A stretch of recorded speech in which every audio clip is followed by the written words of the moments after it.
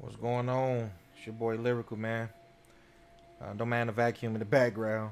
Um, you already know Twin Beats here, man. Y'all in luck today, man. I know I get a lot of questions like, man, how do y'all get that Twin Beat sound, man? How, every time we send somebody a beat, they be like, y'all shit, it sounds good. And we still doing the work on our engineering skills, but I think we have a unique sound because we always, get that. So y'all sound is different. So y'all in luck today because I'm about to tell y'all exactly how to get that Twin Beat sound. What we put on our mixer and, how we set up our mixer. So without further ado, here go the beat. It was like on some A-Rap stuff, That boy got that crack, man.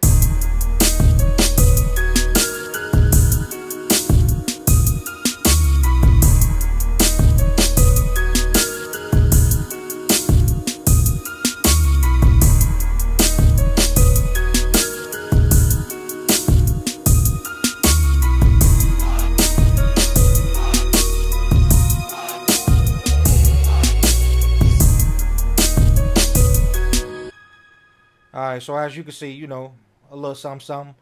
But I'm going to turn this master mix off so you can hear the difference, how it sound regular. And, with everything turned on, you see how much of a difference that these plugins actually make with the sound. So this is turned off.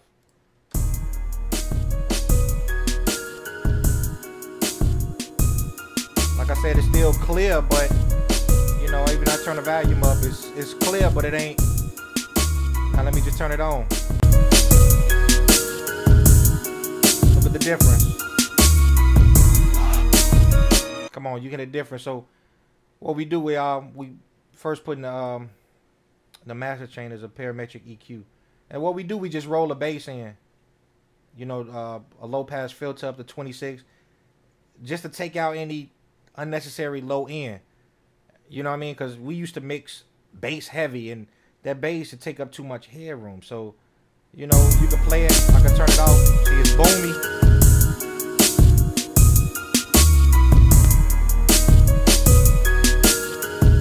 See, it tame that low end. This the magic right here. Then we put it in the BBE Sonic Maximizer. Now, for some reason, I don't know what it does, but it contours the low and the highs. So the contour, it rounds out the lows and it rounds out the highs. And it does something. It makes it more. It makes the bass and highs tighter, and I'm gonna give a difference with that.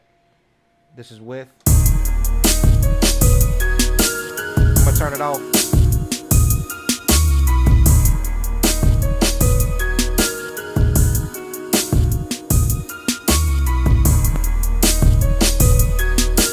You see what I'm saying? It just rounds out the low and the high to me. I love this plugin. And, of course, even though they got Ozone 7, we use Ozone 5. And shout out to Serious Beats, man. We had used a preset that he had made a YouTube video, and that made a big difference in our mix. He went to he showed me how to, when you go to the harmonic exciter, you want to make sure that your bass is mono. So you don't want your bass in stereo. Why would you want that? You don't want to make that bass wide. You want to make it as solid as possible. That's what give you that deeper, punchier bass. You see what I'm saying? So you just want to make that mono, and you just want to go to your highs, and you want to excite it a little bit. You don't want to exaggerate it too much, but you just want to exaggerate the high end where it becomes a bigger stereo feel. Okay, so of course you want your highs a little bit stereo. You don't want to keep that mono because having the wide stereo sound, and especially with the highs, it makes a difference on your mix. So I'm gonna play that and I'm gonna turn it on and off so you can hear the difference.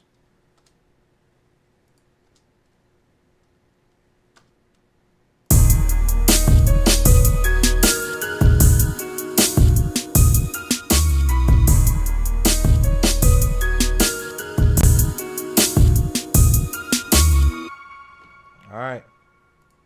Now here come the sausage fattener. Now we leave this on, but we don't turn it on unless we're doing like battle beats. Because what this does is like a cheat to master your sound. Okay? Like it really adds fatness and color to your sound. Like honestly, it really does. So even though this is an effect chain, 9 times out of 10 when we upload these beats, this is not on. But if we battling and we need that extra punchiness, all we got to do is just re-export it with this on, and we don't have to, export it, into Cubase and try to master it all over again. And I'm going to show you what this does. It just beefs it up where it punch through the speakers in the beat battles. So I'm just going to show you an exaggerated, okay?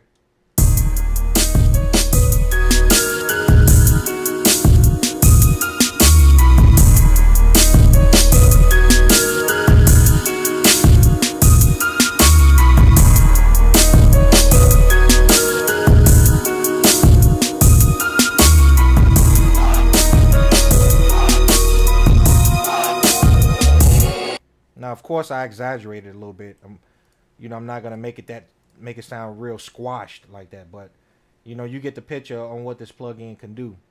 So that really has no effect on our regular mixes. But when we're doing the beat battles, we'll take our time and we'll make sure that we add a little fatness and color to it, sort of get that beat an extra punch just for the speakers, because you got to give a crowd an entertaining piece. The next one is by Native Instruments. It's called Supercharger. And basically what this does is just a soft compressor. And it basically just tamed the mix. I don't want it on to the point where it's compressing 4-6 dBs and none of that.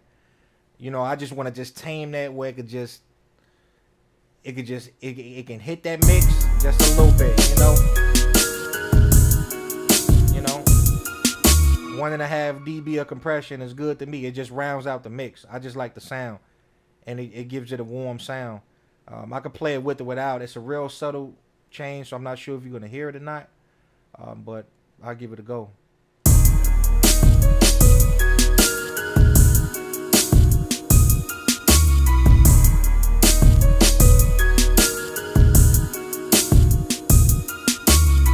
Like I said, it's a real subtle change, to the natural ear. You're not gonna hear it, but in my headphones, I can just hear, an extra roundness and warmness that just, overcomes the mix, to me, and last but not least is that Fruity Limiter.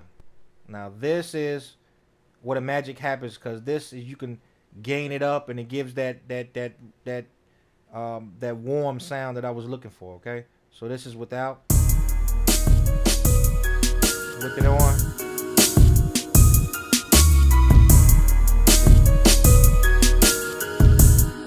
See, I just use the ceiling, which is the green. I just drop it down where I can get a little bit of punch. You know what I'm saying? So I'm just gonna exaggerate the plug-in so you know what it does.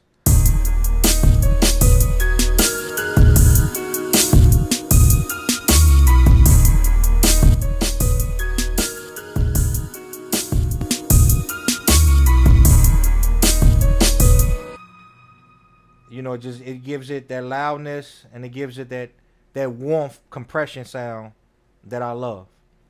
And last but not least is the L2 limiter. Now I barely touch this. I just want to make sure that it doesn't peak over 0 dB, okay?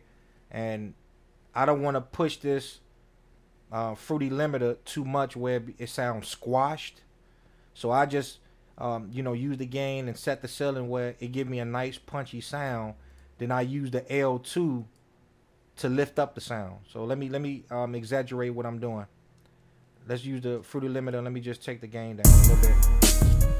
Now, let's just say these settings work for me, but you see how the mix is low. But I like that sound that the Fruity Limiter is giving me to my mix. But I don't want to, gain it too much where it sounds squashed. That's the power of the L2. You can maximize the volume of your mix, and you don't have to mess with the sound.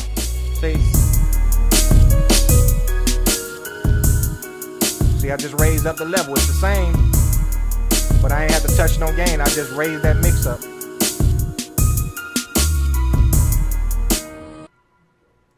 And basically, with every sample, I always just drop the low end. It just makes it clear. So with all samples, drop the low end.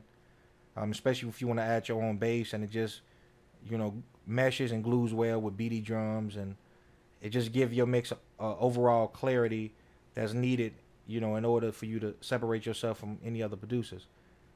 So let's just do an overview.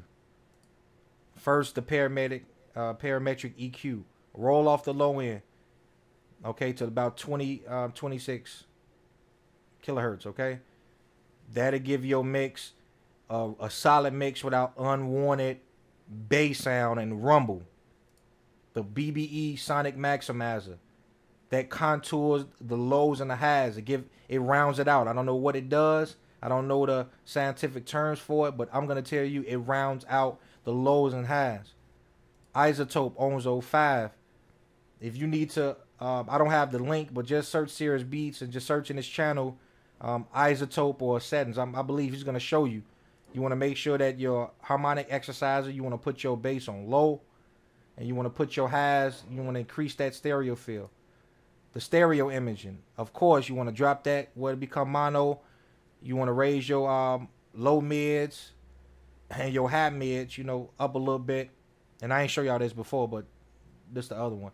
And you want to make sure that your highs is more of a stereo width.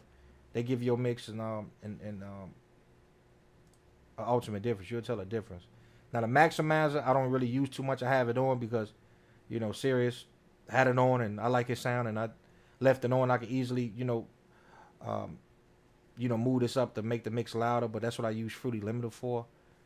Like I told you, the Sausage Fetner, we have it on here, but we really don't activate it unless we doing B-Battle shows. It's like a quick, easy way to master.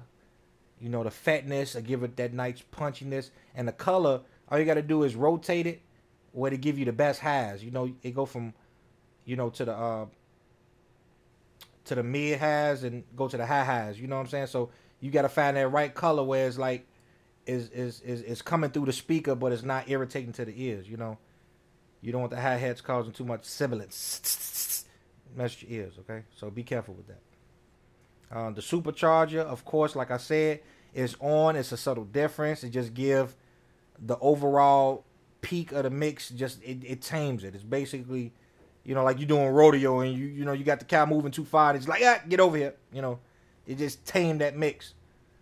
And a Fruity Limiter, that's what I call the sound. Okay, that's what glues the sound. Let's give it that compression sound. You want to use the gain where it's nice, and you want to make the ceiling where, you know, it's causing, you know, slight reduction, especially with the kicks or snares.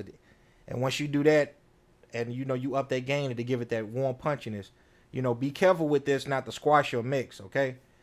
Because it can happen. So be careful with this plug-in. And last but not least, once you get that right setting in the Fruity Limiter, you can always maximize the sound in Waves L2. That's what it is. It's a maximizer. So L2 Ultra Maximizer.